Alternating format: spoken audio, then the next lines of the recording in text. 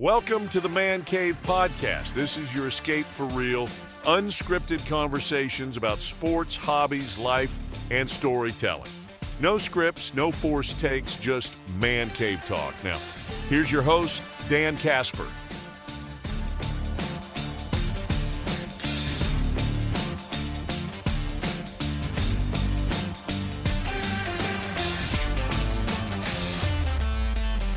What's up, everybody? Welcome to a brand new episode of the Man Cave Podcast. I am Dan Kasper. As always, a big thanks for tuning in to this episode of the Man Cave Podcast, where we are going to talk a little college hoops. I'm going to go through every pick on my brackets.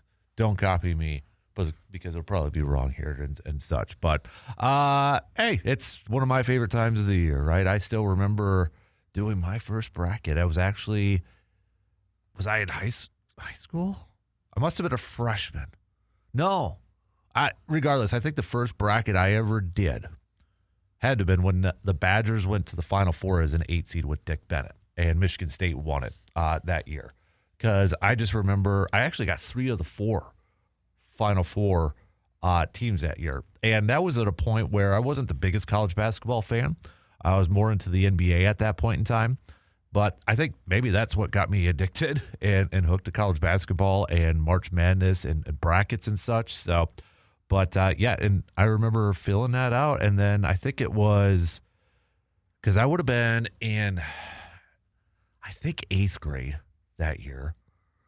And then I think the following year when I was a freshman in high school, I wanted to do my own bracket challenge with my friends. So I think we just took some pieces of paper and made the bracket out and drew it out ourselves or something like that. It was a long time ago. So, but ever since then, yeah. And I remember I would always run the bracket pool challenge for fun, of course, with my buddies and such, all the way through college and that. But even a little bit after college and that. But now it's a little bit easier. We do it on the radio station website, sportstalk1051.com. So if you're listening to this and you still got some time to fill out the brackets, join in our challenge. All right, just click on that Fan Cave tab when you go to the website, scroll all the way down to the bottom, and get your bracket in.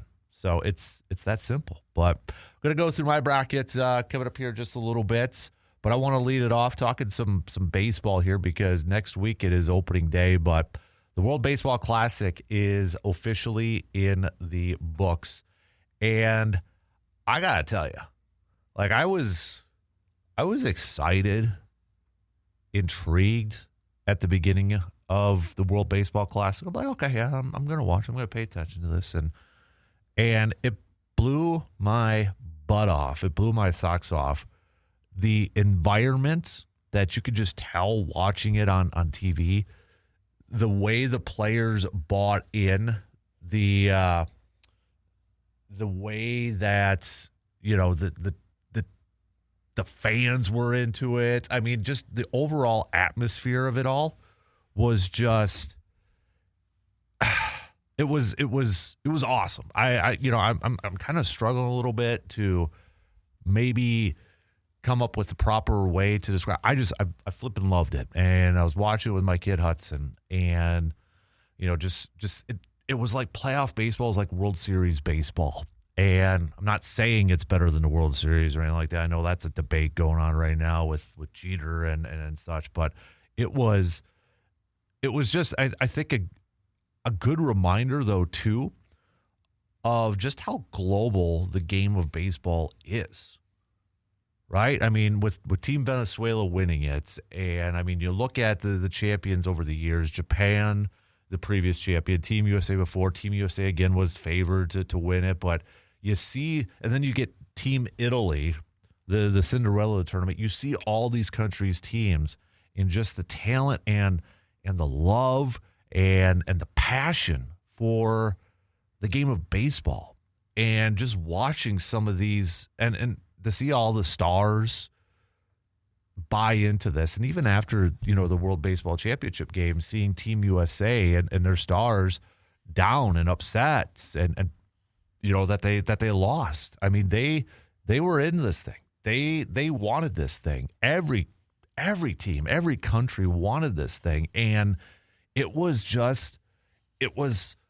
awesome. And I'm struggling for a little bit to try to catch or try to find that proper, I think, word or phrase to sum it all up. But a huge tip of the cap to the two people that really spearheaded this World Baseball Classic in the early 2000s.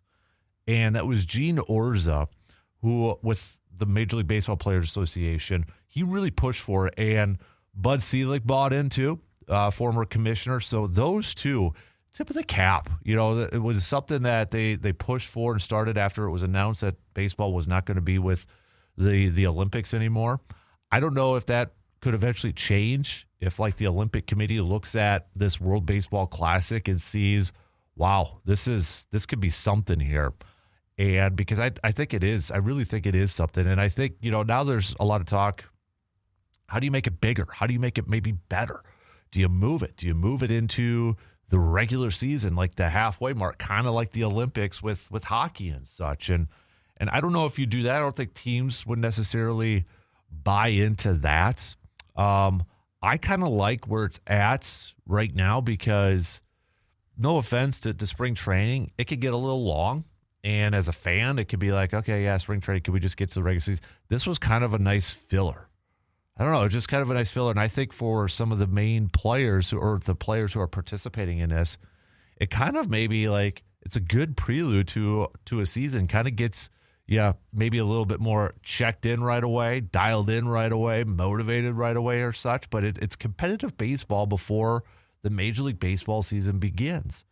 I kind of like it as a prelude to a upcoming long baseball season. And it's not every year that we're doing the World Baseball Classic, obviously. So it's kind of like, you begin with a big worldwide tournament, and then, of course, you end with the World Series. So I kind of like it the way it is, but I understand the talk and the debate out there about whether to move it, to try to make it bigger, try to make it better if they could. But I mean, again, I think a big tip of the cap to Gene Orza and Bud Selig and all the original visionaries of this World Baseball Classic, and for everybody involved in it now. I mean, just kind of watching that championship game in the intro, I mean, that was electric with the two teams going down the foul lines and introductions, carrying their teams' flags and spotlight. That just kind of gives you chills, gives me a little bit of chills thinking about it. Again, rewatching it, it was so well done. There was so many great moments and so many highlights and such. And you could just tell the big thing when it comes to stuff like this, and especially like all-star games or tournaments or something like that, can the players buy in? Because if the players buy in, fans are going to buy in. Because as fans, we could tell whether a player cares or not, or whether they're given effort or not. And you 100% could tell players were buying in. They cared. They wanted that. And that translates to, full-on efforts. They're playing their butts off. They're trying to do their best. And then that's what gets fans to buy into. If it's a good product on the field, and it was a fantastic product on the field. So I think this is a home run, no pun intended. I just think this is one of the better events out there outside of like a normal regular season game. When we talk about, tournaments, NCAA tournaments, NFL playoffs, NBA playoffs, throw whatever you want, all-star games in this. If this isn't the best, it's top 5. And you look at this point in time of the calendar, I mean, you want to talk about 2026 and how the year is beginning in 2026 for the sports world. I mean, for crying out loud, you begin it with the Super Bowl. You want to go into a little auto racing. You get the Daytona 500. You've got the Winter Olympics. You've got the World Baseball Classic. NFL free agency is always kind of an event now, too. Opening day in baseball is coming up. You got the Masters in golf. You got the NFL draft. The NBA regular season. NHL is regular season going to start to wind down here and get into the postseason. I mean, the beginning of 2026 has just, from a sports side of things, has been insane in a good way. You know what I mean? Like, there's been a lot of, if you're a diehard sports fan and you can't get enough of all different types of sports, you have been treated. I mean, because there's a ton going on. And it doesn't happen every year where it lines up this way. You know, a lot of times already, March and April, in my opinion, is my favorite time of the year for the sports calendar.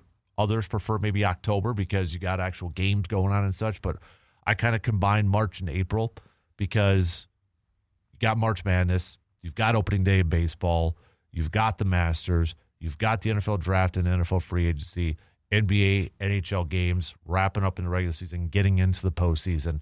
But in 2026, you add in kind of, I know the Winter Olympics ended at the end of February, but then, you know, you throw in a World Baseball Classic into the month of March.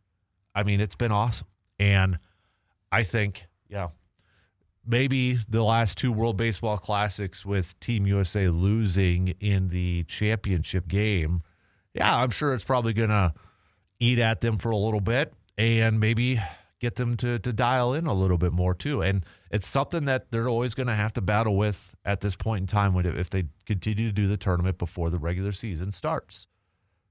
Teams are going to have a say, especially when it comes to pitchers, how much they're able to throw out that pitcher or how often that, you know, that player is going to be able to play and such. It's going to be a thing. And I don't think you could do it after the regular season either because, you know, then you got to wait for the World Series. And you just got, I think guys at that point are just, let's get to the off season, need to recover, need to just take a step back and take a break. And the thing is, you know, a lot of the younger guys will go back to their home countries and play winter baseball too. So some players play all year long, but not everybody, especially not like the veterans and the well-established players and such. So that's a little bit different in that aspect. But what the World Baseball Classic, I think, did too was really put some of the younger prospects, younger players, maybe a little bit of the unknown, but the risers on a national stage. And we got to hear those names a little bit more. So just insanely well done. Awesome job. And just really, really, really good games. And I'm full on ready for Major League Baseball season to get here. So, but we'll make baseball picks and regular season picks and all that sort of stuff a little bit later on. But I wanted to give a tip of the cap, and I kind of want to do that more often on the pod, kind of open up the pod. I think even maybe not as long of a segment like we did there, but just tip of the cap and try to look at the positive stuff about sports and such and just take a look at, you know, or just acknowledge a lot of the good things that sports does. So tip of the cap to the World Baseball Classic. And again, you know, Bud Selig and Gene Orza for having the vision and kind of starting this thing, because I think it has been just amazing. And it continues, I think, to get bigger and better. So, but let's move on to some hoops chats. Speaking of one of the best times of the year, the NCAA Men's Division I Basketball Tournament. Selection Sunday was just a couple days ago. Brackets are all over the place. And, you know, I don't have a problem with the one seeds. I think the selection committee did a decent job, to be honest with you. I personally, I haven't seen a lot of people complaining. You know, I haven't really seen, you know, once in a while, almost every year, it seems like, maybe not every year, but it feels like, okay, a lot of people are complaining this team's not in it, or that team should have been in it and they're not, or why is this team in there over this? I haven't really heard that. Maybe I'm just ignoring it and just putting my blinders on and such. And I'm sure there's going to be certain fan bases that are sitting there saying that their team should be in it and such. But I think, you know, overall, I don't have a problem with the bracket. I think it sets up, and there's some intriguing stuff. I mean, you look at, you know, Duke's region, for example. Duke is the top seed. You want to talk about like some icons and some legendary coaches in just that bracket alone. You know, Shire is still young, but, I mean, he has done a fantastic job at Duke. I mean, to replace Coach K, to replace a legend amongst legends, and to have the success that he has had so far is insanely incredible. But we know it's a legendary program. That's the 1 seed. Then you got Hurley and UConn as the 2 seed. The 3 seed is Izzo in Michigan State. The 4 seed is Bill Self in Kansas. And then the 5 seed is Rick Pitino and St. John's. Legends all across the board. That is an insane East region. It is nuts. So, I mean, then you throw in a UCLA team who's a 7th seed in there. So, I mean, and then you got Louisville as a 6. But that is what really stood out to me looking at these different regions, looking at the brackets. You look at the South, you've got Florida as the top seed, Houston as the 2. The 3 seed is Illinois, and then 4 is Nebraska. I was honestly a little surprised that Nebraska came in as a 4. I guess if there was one thing I wouldn't, it's you're grasping at straws, or I mean, it's just nitpicking is what I'm trying to say. Maybe flip-flop those teams or whatever. But nonetheless, I was a little surprised that Nebraska was 4. I thought maybe they'd be a little bit higher. But nonetheless, Illinois, Nebraska, I could see either one of those teams advancing to a Final Four to represent the Big Ten. And I look at the West region with Arizona as the top team. You've got Purdue, who, I mean, shout out to Purdue because they, lose their regular season finale against Wisconsin, and they were kind of trending downward towards the end of the regular season. But then, they get into Big Ten Conference Tournament as a 7th seed and win the whole thing. And that clearly, I think, got them to jump up to a 2 seed, is winning that conference tournament. So they're now playing some really good basketball. You look at the 3 seed in this it's Gonzaga, but they're losing their best player. So could they be susceptible in this? You got Arkansas as a 4 with John Calipari. Wisconsin, which I think is a dangerous team, but they could be a team that loses right away. And then you got BYU as a 6, and BYU came into this year with a ton of expectations and ton of hype, and they may have the best player in this tournament or the top draft pick or one of the top draft picks in the upcoming draft, but they have not played up to their potential. It has been, I would say, a down year for BYU considering the high expectations they had coming into this thing. But now that we're at the tournament, could they kind of kick it into gear here a little bit? I know a lot of people are kind of overlooking BYU because of how they played in the regular season, not played up to their expectations. But they still got a boatload of talent, so they could be a really dangerous team here. And then I look at the Midwest region, and if there was, and I'm not trying to knock, Iowa State, who's the 2 seed, or Virginia, who's the 3 seed, Alabama is the 4 seed, and they've got some off-the-court issues going on right now. You got Texas Tech as the 5.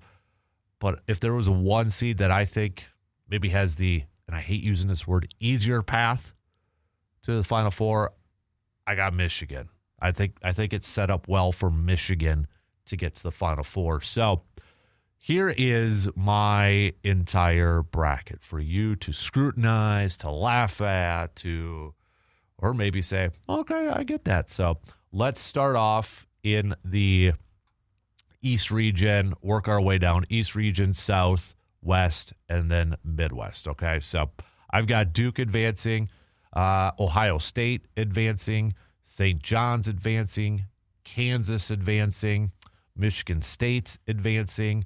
Let me start over because I'm skipping teams here because the bracket that I have up here isn't the cleanest here. So let me start over. Duke advancing, Ohio State advancing, St. John's advancing, Kansas advancing.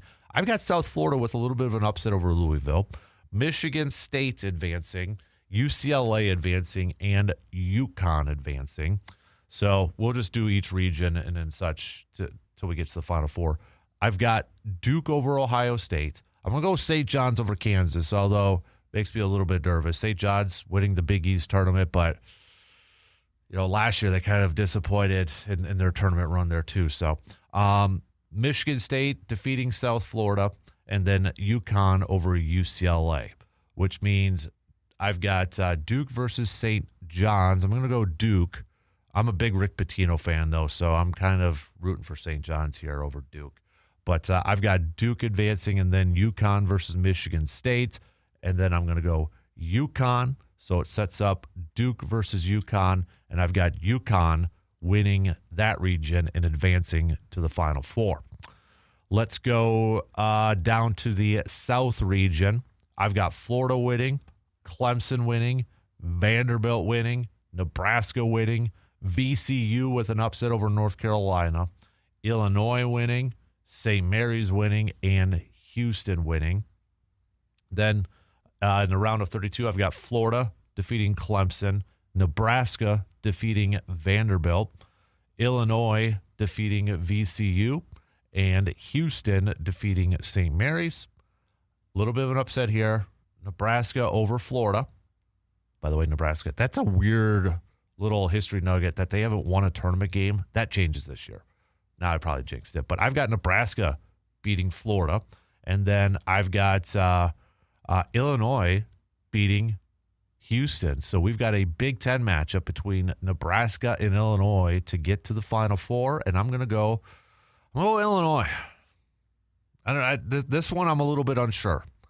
I'm a little bit unsure on this one, but I don't like to go all chalk, even though that might be the safest thing to do. But I'm going to go Illinois to the Final Four. So let's go over to the West region then. Arizona, the top seed, got them winning. I've got Utah State winning, Wisconsin winning, Arkansas winning, BYU winning. I do have the Zags winning, even though I'm a little bit nervous. Miami, and then Purdue. I've got Arizona then moving on to the Sweet 16. I've got Wisconsin taking down Arkansas to advance to the Sweet 16. I'm going BYU over the Zags. Zags losing one of their top players. BYU's got too much talent. And I just wonder if people are going to overlook them because of the poor regular season that they had and they advanced to the Sweet 16, or they have an early out. It's either way for BYU. But for my bracket, I'm going to go BYU over the Zags. And then Purdue over Miami, Arizona over Wisconsin, but Purdue over BYU, Arizona over Purdue to advance to the Final Four. And then in the Midwest, I've got Michigan, St. Louis, Texas Tech, Alabama, Tennessee, Virginia, Kentucky, and Iowa State. And then in the round of 32, Michigan wins to advance to the Sweet 16, Texas Tech over Alabama, Virginia over Tennessee, Iowa State over Kentucky.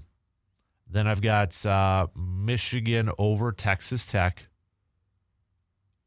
Then I've got Iowa State over Virginia.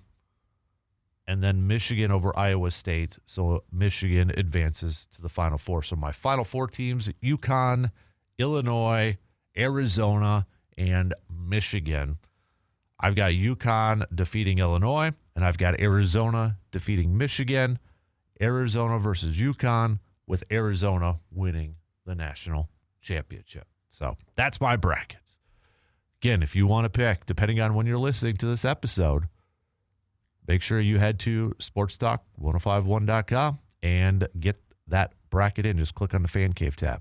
All right. So that's going to do it for this episode of the Man Cave podcast. Maybe a little bit of a quicker one and such, but I just wanted to get out some thoughts on the World Baseball Classic. And I've got coming up on the next episode of the Man Cave podcast, I want to talk a little bit more about the state of baseball too, from youth to where it is now, because I think baseball has the advantage of, because there's some talk about some rule changes for baseball, or they're going to experiment with some rule changes in the minor leagues and that. And it's definitely up for debate amongst fans and such. And the big purpose of this is try to draw, I think, younger fans and get younger fans to get into baseball and such. And I just think baseball's in a unique position because really when you think about it, and maybe it's a little bit different now, but it's still the same with my kid. The first organized sport that these kids usually get involved in is T-ball, Little League. So baseball has the advantage to mold these younger fans right away. It's just the problem that they're going to run into, or that they do run into, in my opinion, is as the kids get older and they get to experience more sports and such, how do you keep, baseball has to figure this out, how do you keep those younger fans engaged and still love baseball? Because let's face it too, once they get to baseball and they get a little bit older, maybe they're playing in the outfield and they're like, this is boring, there's not a ball getting hit to me, or they're up to bat, or like, I only got to hit twice. They probably want more action in their games. And that's what I think baseball has to figure out. And I don't know what the answer is, but we'll maybe try to hash that out in the upcoming episode or the next episode of the podcast. But please don't forget to follow and subscribe. Apple, Spotify, 5 stars, positive review on Apple. That would help us out tremendously. And don't forget to click that subscribe button on the YouTube page, because we do our podcast and video as well, plus with the Kid Cave. And we've got some other videos coming down your way.